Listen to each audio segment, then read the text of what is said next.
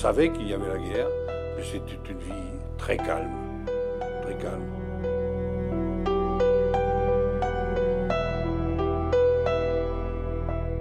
J'avais 19 ans, même pas. On était jeunes, on pensait au dimanche, plus qu'autre chose. On parlait de matchs de foot, parce qu'on jouait tous les deux dans l'équipe de foot, et puis on avait un match le lendemain. Eh bien, nous n'avions pas de Gaulle. Notre Gaulle s'était cassé la jambe 15 jours auparavant. Il était dans le plâtre, hein, et tout le monde discutait. C'est toi qui vas t'y mettre, etc., etc. Et on parlait, et on parlait.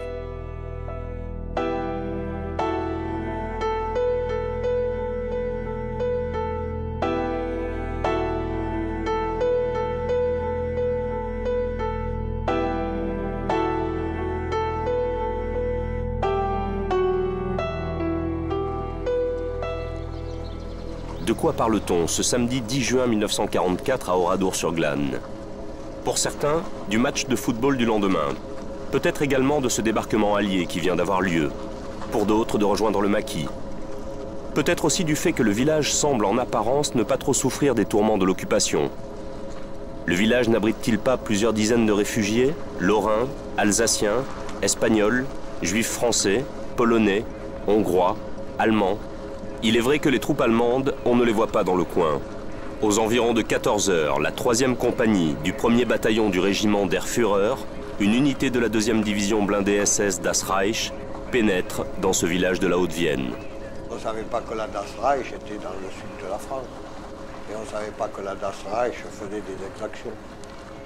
Moi-même, je ne savais pas que ça existait, des SS. Il y avait des soldats allemands, point. On n'était pas au courant de tout ça. On ne l'a appris qu'après. Quelques heures plus tard, plus de 600 hommes, femmes et enfants ont été tués et brûlés. Près de la moitié de la population de la commune. Les hommes dans plusieurs bâtiments, les femmes et les enfants dans l'église. Une tuerie aussi soudaine qu'atroce, d'une ampleur inégalée en Europe de l'Ouest, qui fait qu'Oradour, village martyr, reste entouré de mystères, de zones d'ombre. Question lancinante, le massacre pourrait-il être le fruit du hasard? La terrible bavure d'une unité en route vers la Normandie. Que recherchaient les assassins? Pourquoi frapper ce village? Le dossier Oradour n'est pas clos.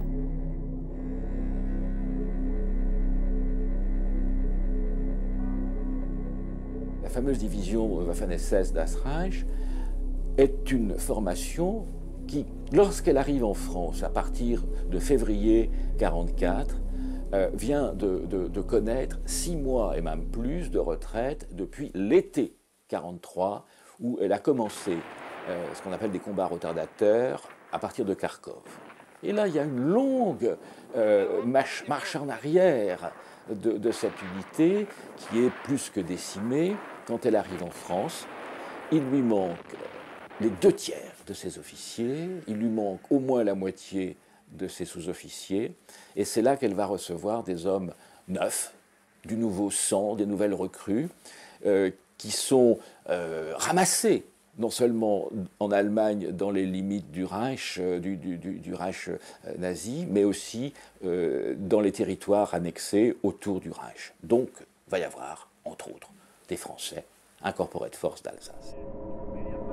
À l'école des Waffen-SS, on apprend l'idéologie nazie, et on apprend la violence, une violence sans limite. Avant d'arriver à Oradour, un détour s'impose. Des dossiers estampillés crimes de guerre commis dans le sud-ouest de la France sont réapparus récemment. Meurtres en série barbouillés d'une signature, Das Reich.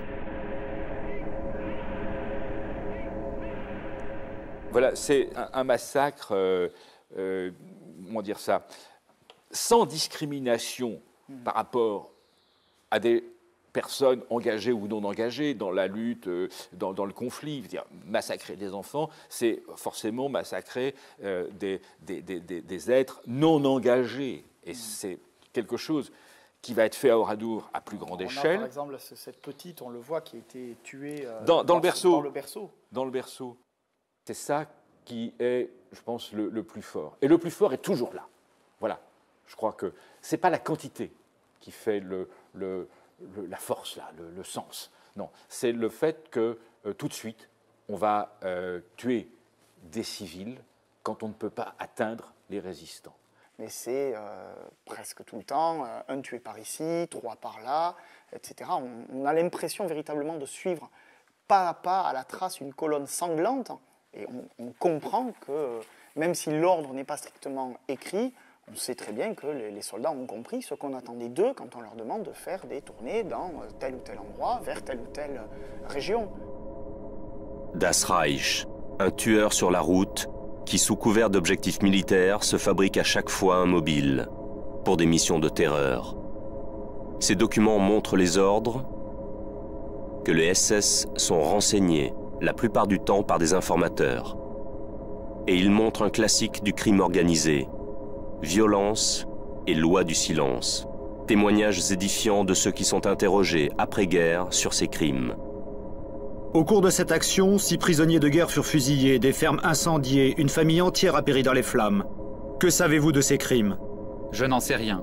Ces questions ne m'ont d'ailleurs pas intéressé. Je n'en sais rien, je n'ai rien vu, je n'ai rien entendu.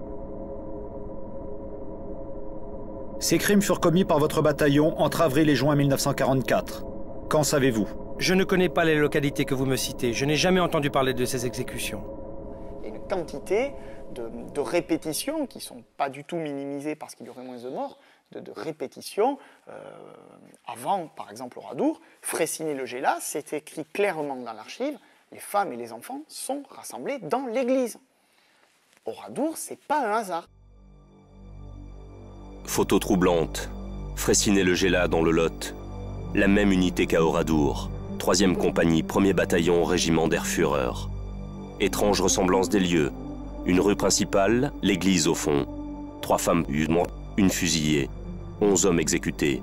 Pillage, incendie. Le 21 mai 1944.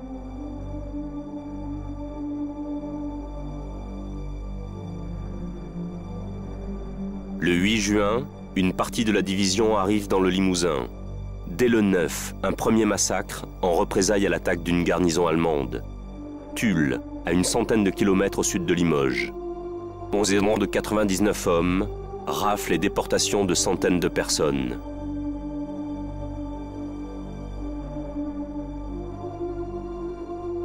Dans cette région où le maquis est très présent, pour les Waffen-SS, l'ennemi est désormais partout.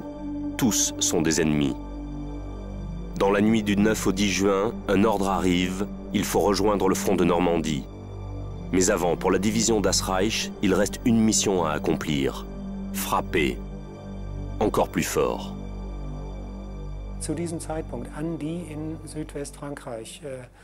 Les troupes stationnées dans le sud-ouest de la France à l'époque ont reçu un ordre central, que je cite de mémoire. Dans ces régions infestées de bandes, il faut enfin apprendre à la population civile qu'elle doit arrêter de soutenir les bandes.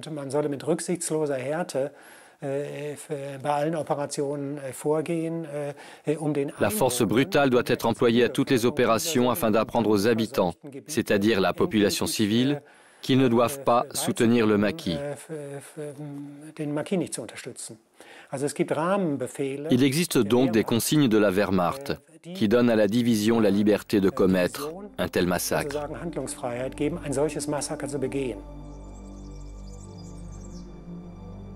Carte blanche pour la Das Reich. Reste à trouver l'endroit.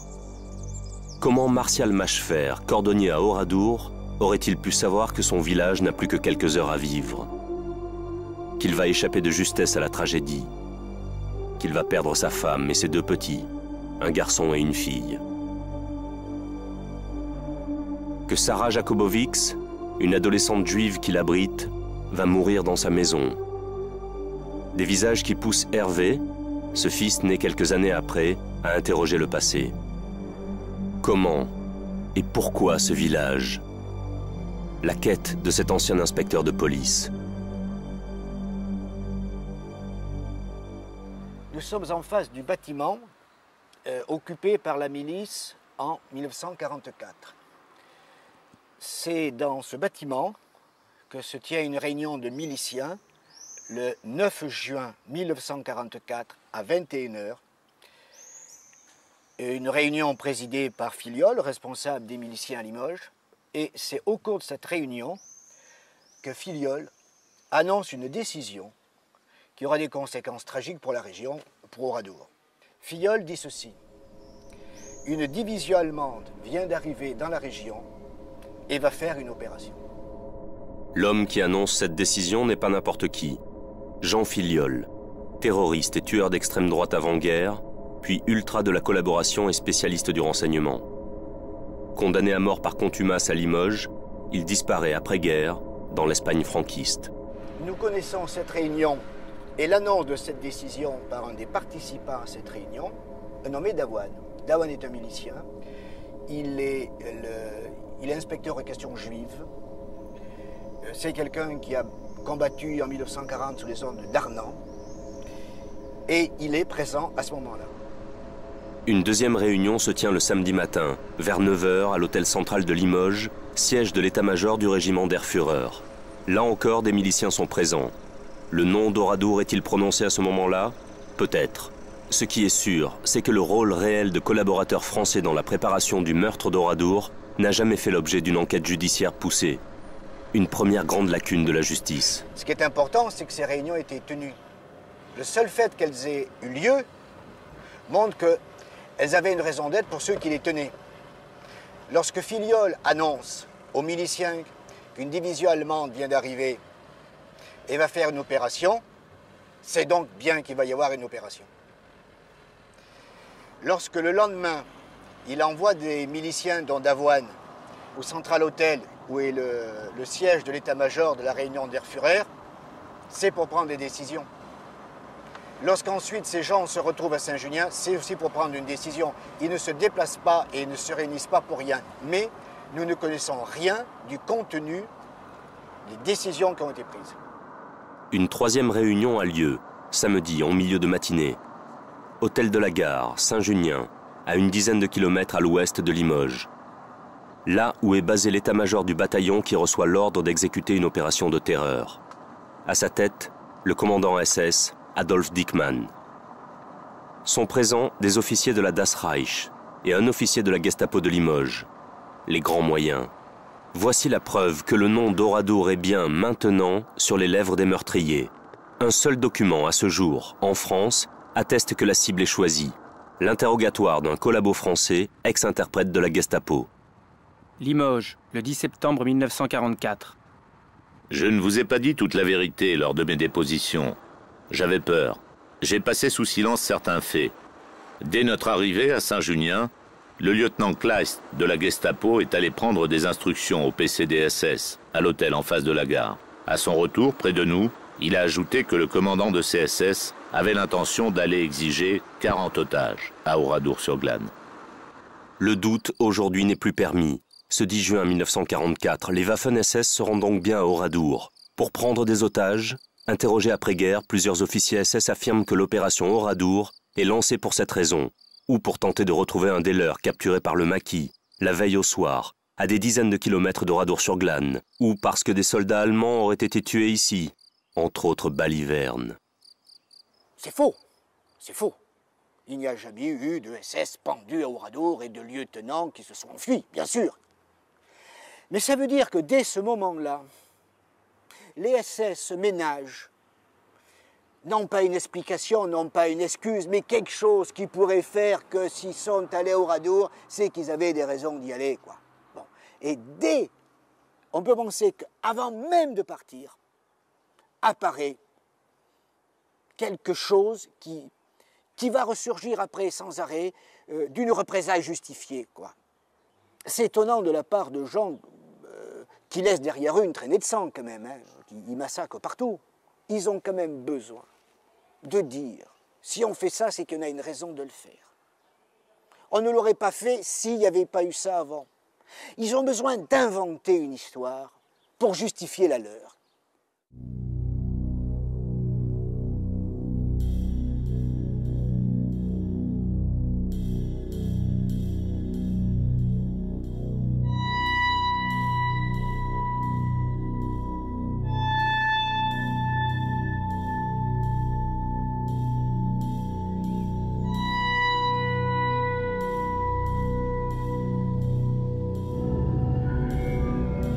d'un coup, 2 Allemands rentrent par la porte arrière de notre maison et, avec leur canon de fusil, nous faisaient raus, raus. Nous avons pris nos papiers, nous sommes sortis, et là, nous avons rencontré tous les gens, tous les voisins qui étaient là. Et qui posaient eux aussi des questions. Mais qu'est-ce qu'il y a? Qu'est-ce qu'ils veulent? Qu'est-ce qu'ils font? Pourquoi? Vous savez quelque chose? Ben, on ne savait rien, tout le monde était là. Et ils nous ont tous rassemblés et conduits vers le champ de foire, vers le lieu de rassemblement. Mais personne ne s'affolait. Moi, j'en ai pour preuve de ça, ma mère, ma femme, qui saluaient les gens qui étaient à l'autre bout du bourg, qu'on ne voyait que tous les... pas souvent, hein, ils se saluaient, tiens, bonjour, ça va, vous savez quelque chose, etc. Et moi-même, bien, j'ai laissé ma mère et ma femme, et je me suis retrouvé avec des copains, les copains de football. Hein, et on reparlait encore de notre histoire de Gaulle, et d'histoires comme ça. J'ai entendu le pâtissier demander à une sentinelle d'aller voir si ces gâteaux qu'il avait mis au four, dans son four, il lui a dit « Est-ce que je peux aller voir mes gâteaux parce qu'ils vont brûler ?» Il lui a répondu en français, avec un accent quand même, mais en français, « T'inquiète pas pour tes gâteaux, on s'en occupera. » Ils ne sont pas là que pour les hommes et les femmes.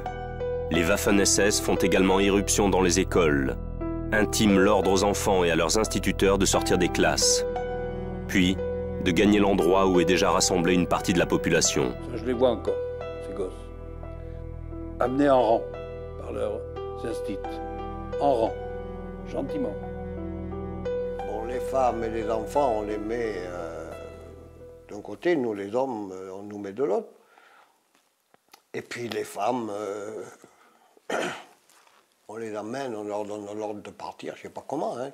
Moi, je vois partir les femmes avec les enfants en direction de l'église. Bon, ben, moi, je ne sais pas si elles vont dans l'église, je ne me pose même pas la question. Moi, les femmes et les enfants s'en vont, c'est tout. Et on s'est trouvé tout seul sur cette place, à un silence de mort.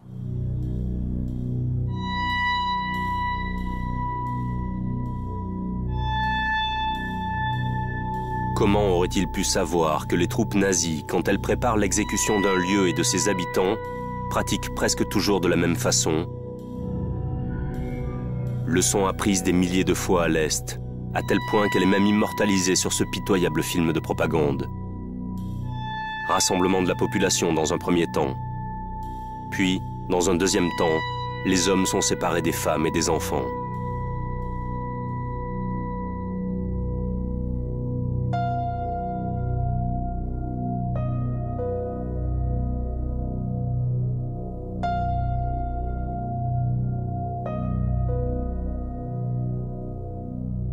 Et puis il y a eu la dernière question qui, je pense, a mis tout le monde en confiance. Et on nous a dit, dans le village, il y a un dépôt d'armes ou de munitions, un dépôt d'armes. Nous allons perquisitionner. Et lorsque la perquisition sera terminée, ceux qui ne sont pas concernés seront relâchés. Ils avaient bien monté leur coup.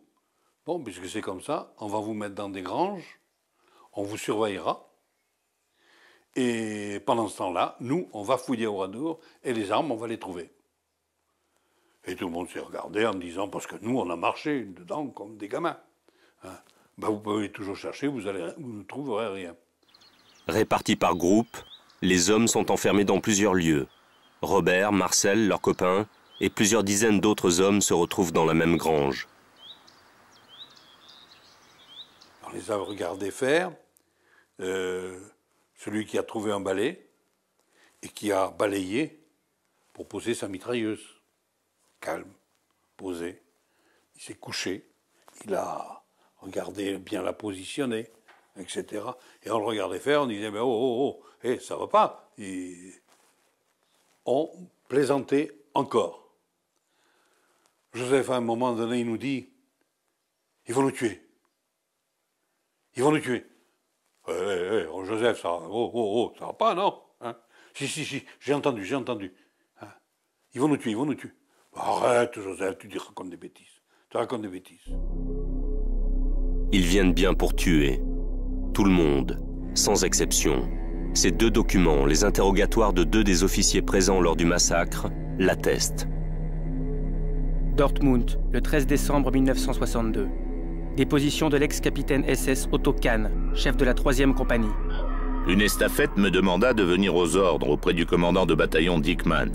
Dickmann me fit savoir qu'il avait reçu l'ordre d'incendier et d'anéantir le village d'Oradour. Berlin-Est, le 12 janvier 1982. Déposition de l'ex-sous-lieutenant SS Heinz Barth. L'ordre était de fusiller tous les habitants et de détruire le village. J'ai considéré cet ordre comme normal et je l'ai reçu de façon naturelle, comme tous les autres ordres. Et un quart d'heure après peut-être, oui, demi-heure peut-être, je ne sais pas. On a entendu à l'extérieur un éclatement et un ordre dans la grange. Un ordre, un hurlement plutôt. Et ils ont tiré. Tout s'est mis à cracher. Il y a eu un hurlement. Et moi, j'ai réfléchi après, qu'est-ce que j'ai bien pu dire? Quelle a pu être ma réaction à ce moment-là? Pourquoi j'ai hurlé, moi aussi? Pourquoi j'ai gueulé? Eh bien, j'ai dit, probablement, mais il s'en fout. Ils ne sont pas fous. Ils accomplissent leur mission. Comment les habitants d'Oradour auraient-ils pu savoir ce 10 juin 1944 que des troupes SS font la même chose en Tchécoslovaquie? En 1942, un certain 10 juin, le village s'appelle Lidice. Une opération de représailles. Destruction systématique. Massacre de la population. Cette fois-ci, les tueurs filment leur œuvre, qui se termine par la destruction de l'église. Et tout d'un coup, le silence. Quand ils donnaient l'ordre, je ne sais pas, je n'ai pas entendu, je ne me souviens pas de ça. Mais ce que je suis sûr, c'est les avoir entendus parler entre eux, mais parler bas entre eux, tout doucement, parler. Et on les a entendus s'approcher de nous. Ça, j'entends leurs pas. Et à 1 mètre de moi, environ 1,50 m, je ne sais pas, j'ai entendu le bruit caractéristique de la culasse qu'on arme, clac, clac, pour repousser la balle dans le canon. Et aussitôt, un tir fort, à 1 mètre de moi, très fort. Wow. Et ça continue, clac, clac, et il tirait. Il était en train de donner le coup de grâce. Et le bruit de culage, j'ai pensé que c'était pour moi. Eh bien non. C'était pour mon ami Joseph, le coiffeur. Et Joseph est mort sur moi. J'avais trouvé une main. On s'était serré et on se tenait. Et on ne bougeait pas, on ne disait rien. On se tenait. Et moi, je me suis dit, je ne suis pas tout seul, il y en a un autre. Je ne pense pas mourir.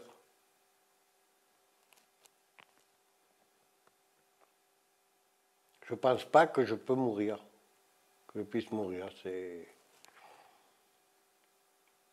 à cet instant. Hein. Le copain qui était devant a dit, et voilà. Et en effet, c'est eux qui revenaient. Ils revenaient pour mettre le feu. Et puis le feu m'atteint, j'essaie encore plus de me protéger sous les autres. J'essaie de me mettre encore plus sous les autres, mais il arrive un moment où il faut faire un choix. Alors là, je pense que je vais mourir. Alors, j'avais plus de cheveux, j'avais le visage brûlé, et puis l'épaule. J'avais été très brûlé à l'épaule. Alors, ça fait très très mal. Plus mal que les balles. Plus mal. Les balles, quand on ne bouge pas, on n'en pas. Mais brûlé, le brûle, horrible. Je me suis extrait de dessous. Hein, et je me suis mis à côté. Et on s'est retrouvés là, 5. Et on regardait ce tas de cadavres brûlés. Près de 200 hommes sont déjà morts dans cette grange et plusieurs autres lieux de supplice. Robert, Marcel et quelques autres survivants arrivent à gagner une autre grange, se dissimulent dans un grenier. Une cachette provisoire, les Waffen-SS mettent le feu à toutes les maisons. Puis avec M. Dartout, on n'a plus le choix, hein, ça brûle sur notre tête, il faut bien qu'on s'en aille. Et pour s'en aller, il faut qu'on traverse la place. Hein. Mais on ne sait pas de l'autre côté de la place ce qu'il y a. Le problème, il est là. Et avec Dartout, on en parle longtemps parce que savoir qu'est-ce qu'il y a de l'autre côté. Puis après, Robert me dit, Marcel, je m'en vais aussi. Et toi? Je dis, t'inquiète pas, je vais me débrouiller. J'irai sur les coudes. N'aie pas peur, je vais m'en débrouiller, ça va aller, ça va aller. Robert est parti. Et moi, j'ai fait ce que j'avais pensé. Robert réussit à s'enfuir du village. Marcel, grièvement blessé aux jambes, rampe jusqu'à un buisson et s'y cache. Oradour brûle. L'un et l'autre pensent malgré tout que les femmes et les enfants sont saufs. Pour Robert, sa mère et 2 de ses sœurs. Pour Marcel, sa mère et sa femme. Mais le meurtre n'est pas fini. Après les hommes, les SS s'acharnent sur les quelques 400 femmes, enfants, bébés enfermés dans l'église depuis plusieurs heures. L'horreur. Pour les Waffen-SS, juste leur école de guerre, dans laquelle pataugent les jeunes recrues, notamment la vingtaine d'Alsaciens que compte la compagnie. Au moins l'un d'entre eux a dit qu'il a compris. Il l'a dit dans une audition à un commissaire de police, enquêteur, que c'était son baptême du feu, qu'il n'y avait pas eu pour lui, de baptême du feu, et que ce jour-là, il était comme ivre, mais n'ayant pas bu. Et ça, je pense que cette ivresse-là, c'est l'ivresse qui est provoquée par, on va dire, le bruit et la fureur, mais oui, c'est vrai. Le sang, l'odeur du sang, les explosions, les tirs, les hurlements des gens, ce qu'ils ont vu, les cadavres. Et je crois que là, ces garçons, 17 ans toujours, 18 ans, ils ont vu ce que leurs yeux ne devaient pas voir, ils ont entendu ce que leurs oreilles n'auraient pas dû entendre. De l'intérieur de l'édifice, on percevait des hurlements de femmes et d'enfants. On a été rassemblés dans la rue, face à l'église, pour assister à sa destruction. Le chef de bataillon nous avait fait mettre garde à vous. Au moment où le feu a été mis, on entendait toujours des cris à l'intérieur. Nous sommes restés là, jusqu'à ce que le toit s'effondre. J'ai demandé à un SS allemand si dans l'église, il n'y avait pas eu d'Alsaciens, car je savais qu'il y avait eu dans la région des réfugiés d'Alsace. Il y avait bien une Alsacienne dans l'église, qui avait demandé à parler au capitaine Kahn, mais celui-ci a refusé de la recevoir, en disant qu'il ne devait survivre personne, de manière qu'il n'existerait aucun témoin. Dans l'église, le carnage atteint son paroxysme. Mitraillage, grenades, gaz asphyxiant, incendie, explosif. Il n'y aura qu'une survivante, qui réussit à s'échapper par un vitrail.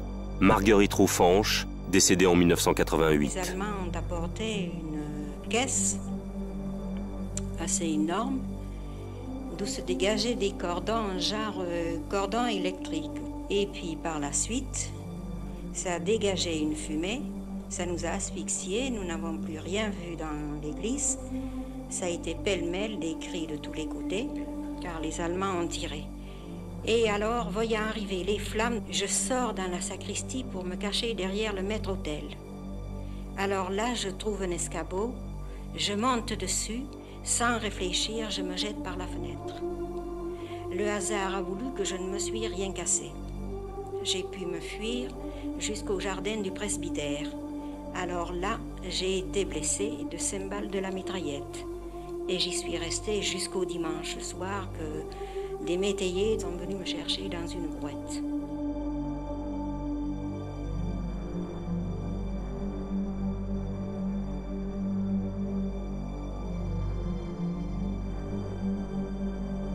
Une poignée d'heures ont suffi à assassiner, piller, incendier méthodiquement Oradour. Une poignée d'heures pour éradiquer le passé. ruiner le présent, démolir l'avenir. À la tombée de la nuit, la plus grande partie de la compagnie part pour Nieul, à quelques kilomètres au nord-est d'Oradour. Sordide symbole, l'unité est cantonnée dans une école, réquisitionnée depuis la veille par les Waffen-SS. Questionnés quelques mois après le massacre, des habitants de Nieul se souviennent de certains d'entre eux. Quelques soldats se disant alsaciens paraissaient très émus des cruautés perpétrées par leur formation. Nous ignorions les atrocités qui venaient de se commettre à Oradour. Les événements leur étaient des plus pénibles. Certains ont paru très éhontés et se sont plaints de ce que les chefs les obligeaient à participer à de tels actes de barbarie. Nous avions observé 2 jeunes qui se tenaient à l'écart des autres Allemands. Ils parlaient ensemble. Les larmes coulaient sur leurs joues. Je ne leur ai pas adressé la parole et ne puis dire la cause de leur chagrin.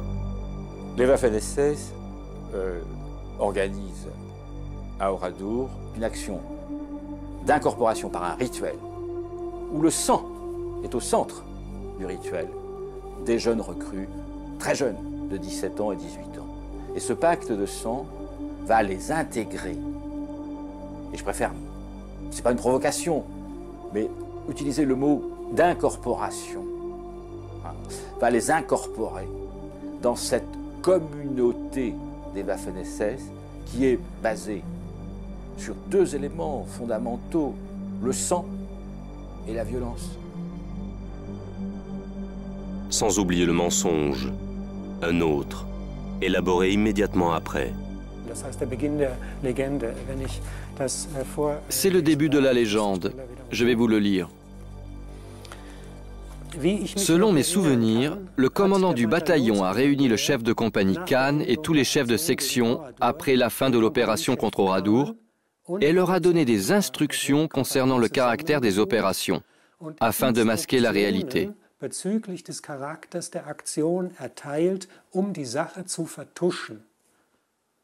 Voici le mensonge, l'instruction elle-même. La compagnie aurait été attaquée par des résistants à Oradour et dans le cadre des combats, les habitants auraient été tués et les bâtiments auraient été incendiés.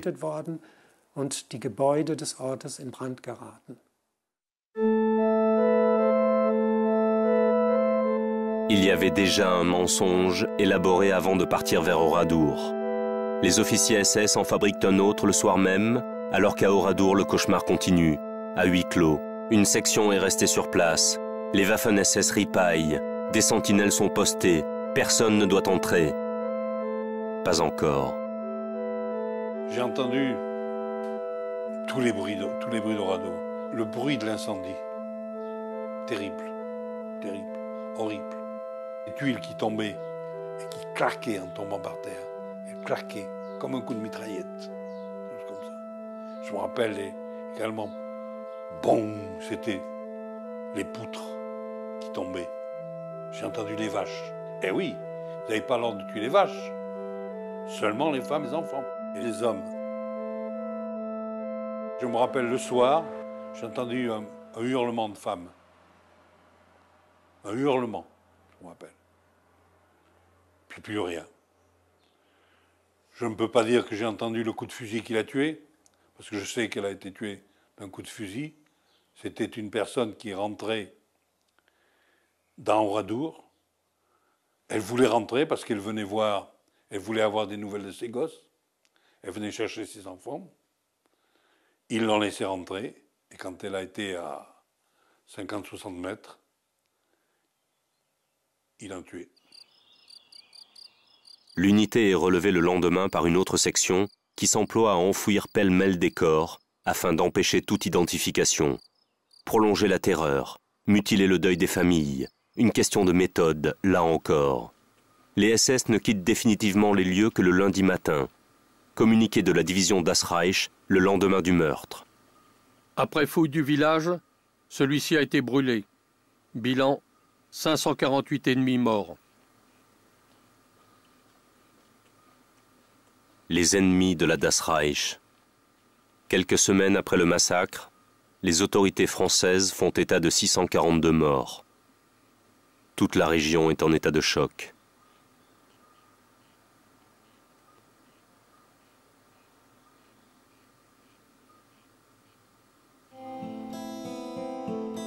Comme en témoigne ce film rare, Premières images de l'après.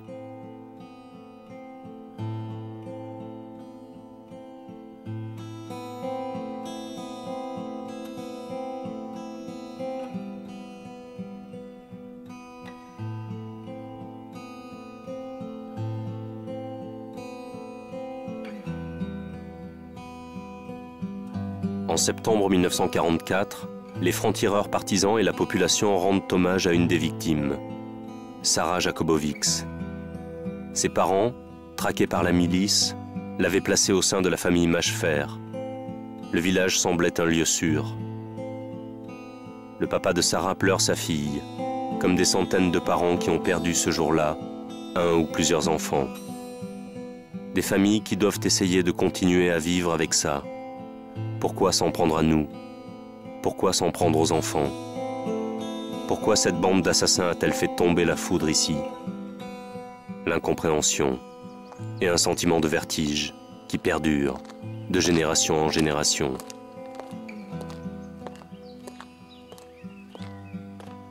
Malgré eux et malgré nous, malgré ce qu'on peut en penser, même si on ne le veut pas, ils font partie de notre mémoire et du paysage d'Oradour, les bourreaux. Ils en font partie. Et ça, c'est difficile pour moi à accepter. Mais ils en font partie. Et ça fait chier que ça en fasse partie. Ça en fait partie.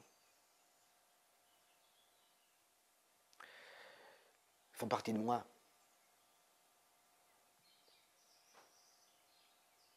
Ça, c'est quelque chose de très pénible. Les bourreaux, ceux qui ont tué Oradour ce jour-là, constituent une partie de ce que je suis. Parce que c'est par eux que je suis là. Sans eux, la vie de mon père aurait continué avec sa femme, ses gosses. Moi, je ne serais peut-être pas venu. Il a fallu qu'il y ait ça pour qu'il se remarie avec une veuve de guerre et que ma sœur et moi en viennent. Je dépends un peu du bourreau.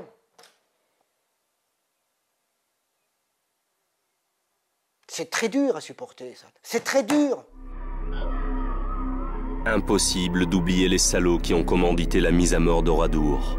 Le général SS Lammerding, chef de la division Das Reich, et un de ses adjoints, le colonel SS Stadler, chef du régiment der Führer.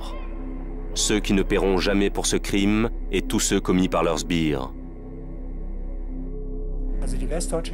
La justice ouest-allemande ne s'est pas suffisamment efforcée d'éclaircir véritablement les origines juridiques et surtout concrètes, donc historique, de ce massacre. Au lieu de cela, elle s'est entièrement appuyée sur les dépositions des auteurs du massacre et les a disculpés d'après ces informations. Une deuxième aberration judiciaire. Pour se couvrir lors des procédures engagées après-guerre contre eux, vieille habitude, ils mentent.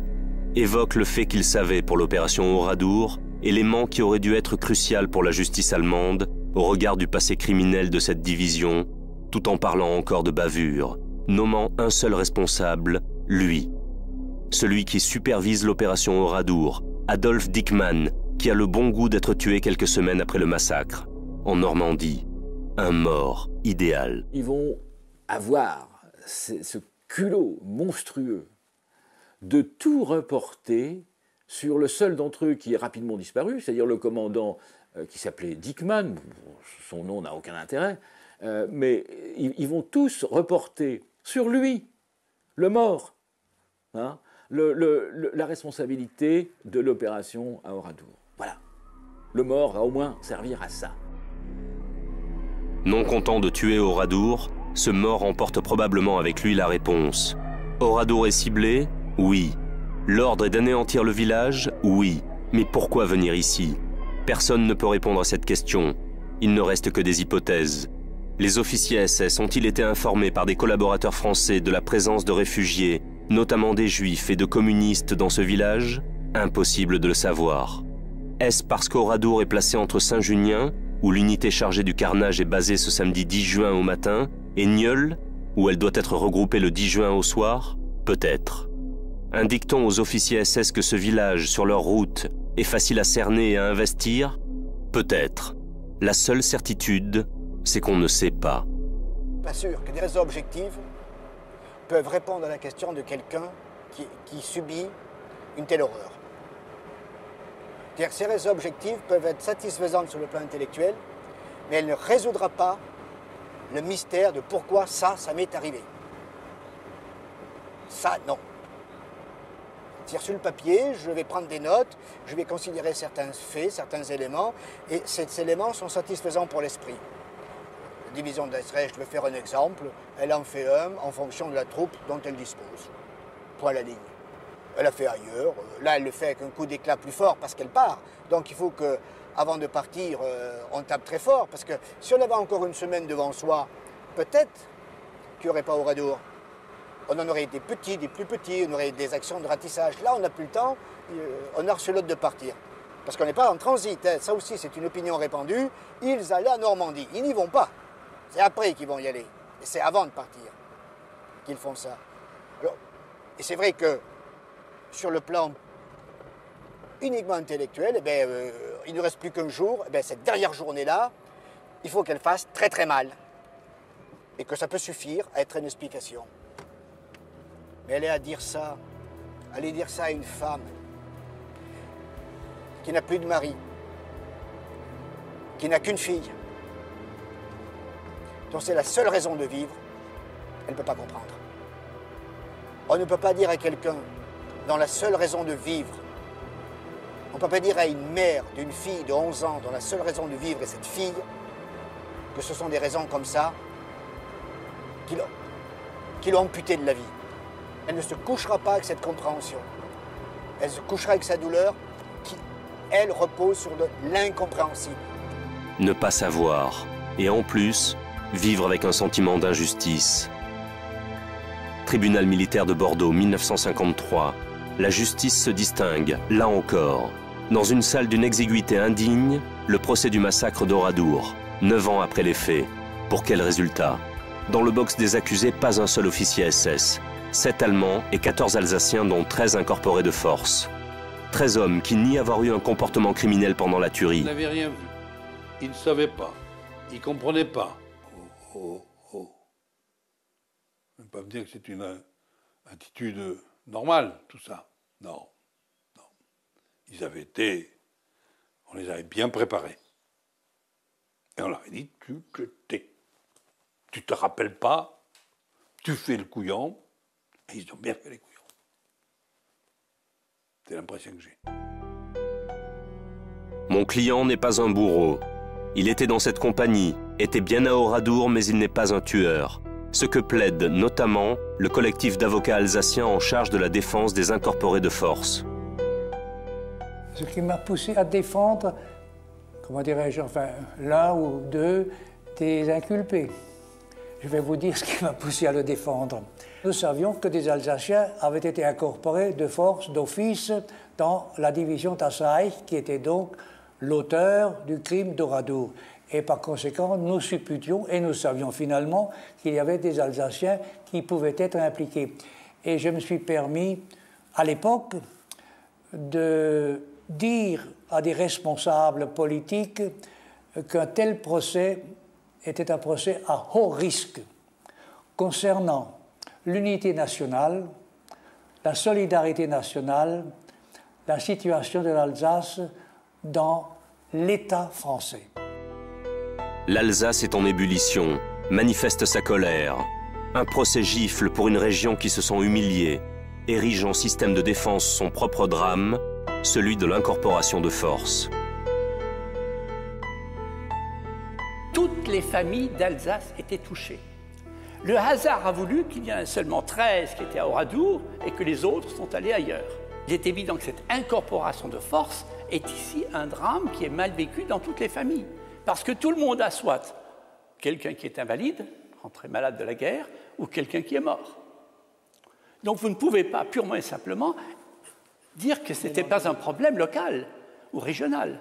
Et donc par conséquent, si nous avons évidemment tous de la compassion, de la peine, nous crions au scandale quand on parle d'Oradour, c'est vrai, et ça c'est tout à fait normal, mais il faut aussi dire que nous sommes un petit peu peinés de voir que notre drame, eh bien, s'efface purement et simplement, les 130 000, ça s'efface devant les martyrs d'Oradour.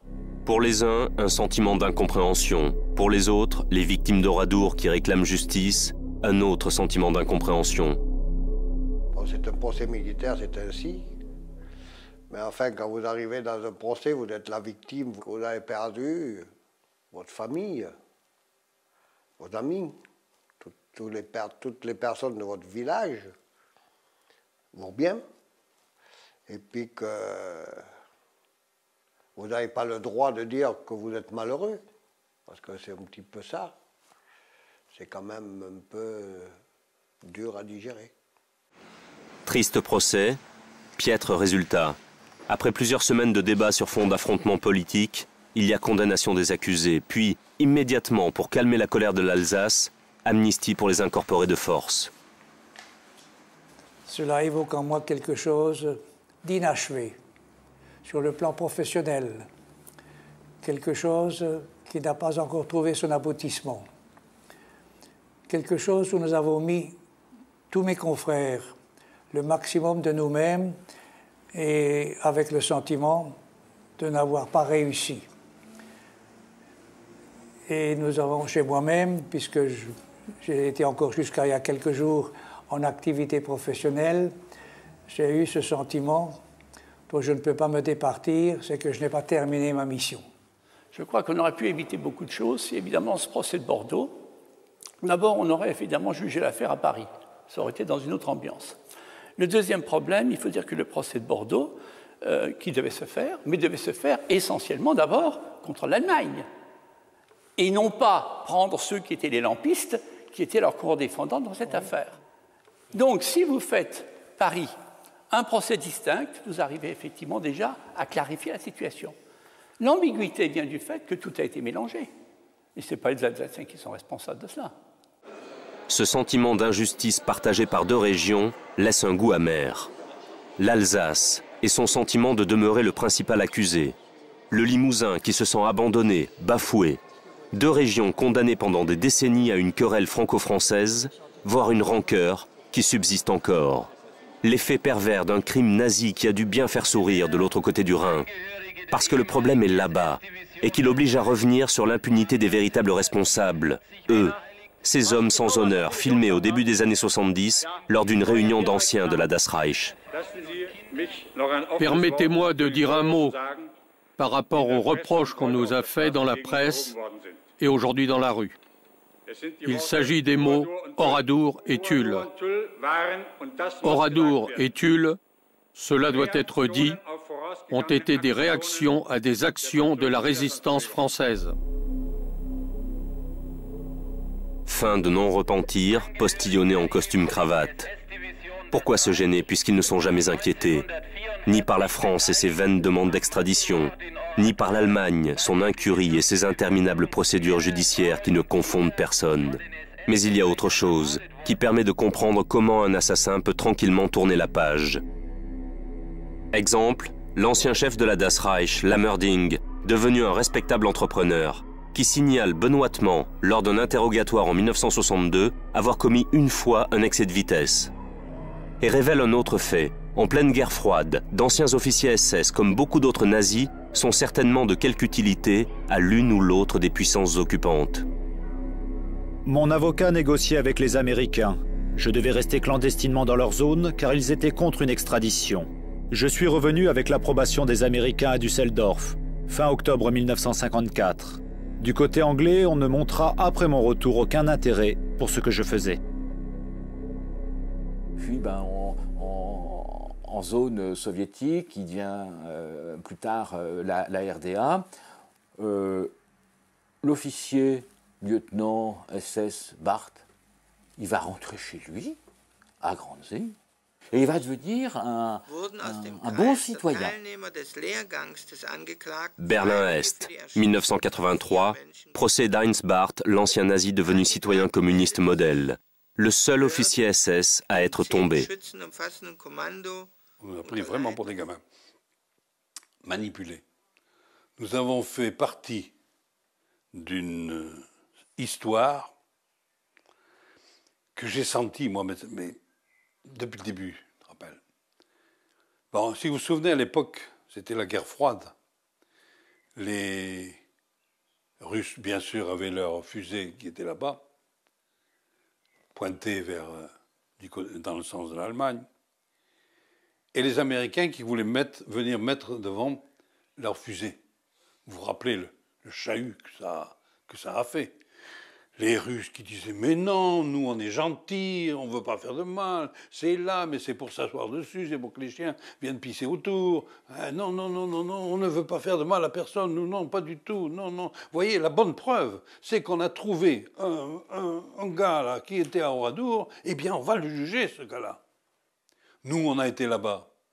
Mais bon, je ne me suis jamais vu l'objet de tant de VIP, putain, reçu par l'ambassadeur, qui nous a amenés partout, etc., etc. Oh, j'ai dit, oh, comment ça va, là, oh. On a été manipulés. Oui, un quart d'heure, peut-être une demi-heure, je ne sais pas. Viertelstunde, eine halbe Stunde vielleicht sogar. Et Heinz Barth, vous l'avez trouvé comment? Heinz Barth, le Fritz, l'officier allemand, officier, petit officier, pauvre type. Hein. Moi, la question que je lui ai posée, je lui ai demandé s'il avait pu dormir toutes les nuits, tranquille, depuis ce temps-là. Il a eu un sourire et il n'a pas répondu. Ja, ich war, wie soll ich sagen, ein bisschen schockiert. J'étais un peu choqué de savoir qu'il y ait des rescapés de ce village.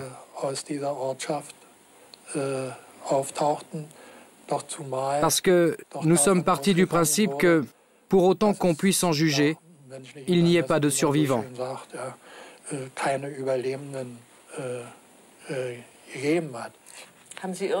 Avez-vous pensé, Dieu merci, quelqu'un a survécu? Non, honnêtement, je n'ai pas pensé à ça. En tout cas, pas à l'époque. Il me faut être très honnête. Oradour, village martyr. Symbole de la barbarie nazie, oui. Pourquoi pas également symbole in fine d'une totale absence de justice, de l'impuissance et du cynisme des États. Massacre et mascarade politico-judiciaire. Voilà la pénible leçon d'histoire qu'on est obligé de raconter, 60 ans après, aux 2 Oradour-sur-Glane. Le mort et le vivant, qui cohabitent ensemble depuis un demi-siècle. L'ancien raconte inlassablement la même histoire. Le nouveau village écoute. De nombreuses familles qui vivent là ont perdu un ou plusieurs des leurs. Vivre avec ces différentes blessures et le souvenir d'un certain samedi 10 juin 1944, aux environs de 14 heures. Cette journée me bouffe. Elle m'a bouffé toute ma vie. Vous ne pensez pas que le plus important, c'était finalement d'être resté en vie? Peut-être. C'est pas sûr. Le samedi 10 juin 1944, jusqu'à 14 h, vous êtes Robert et Brasse. Oui. Et qu'ensuite, toute une partie de votre vie, encore aujourd'hui, vous êtes... Le rescapé.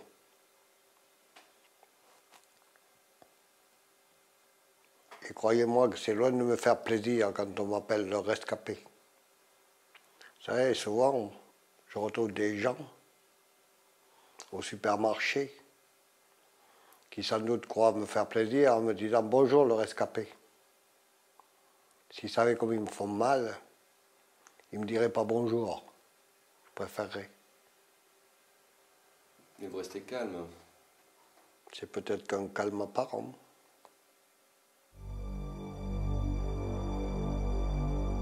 Qu'est-ce qui reste aujourd'hui, justement? Le souvenir, la mémoire. La mémoire qu'on n'enlèvera pas aux personnes comme moi, ce qu'on a vécu, on ne l'enlèvera pas. Malgré que, même si des fois, on a l'air de nous dire qu'il faut arrêter tout ça, que la guerre est finie il y a longtemps. On ne n'enlèvera pas notre mémoire.